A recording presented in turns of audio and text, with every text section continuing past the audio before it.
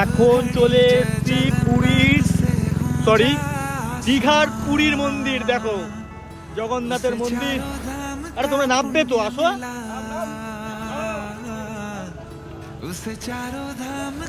রাস্তাটা বলে দিচ্ছি আমি, পুরো ওল্ড দীঘা থেকে নিউ দীঘা মিডিলে পুরো পড়বে মন্দিরটা। বাইপাস দেখো, রাস্তা এখন হেভি চওড়া করে দিয়েছে, দারুণ রাস্তা করে দিয়েছে। এখন তো এখান থেকে তো কিছু দেখা যাবে না, গেট বন্ধ আছে, সকালে ভালো দেখা যাবে। যাই হোক,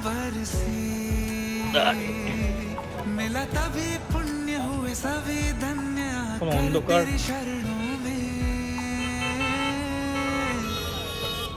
जय जगन्नाथ हमें रहना आपके चरणों में, जय जगन्नाथ हमें रहना आपके चरणों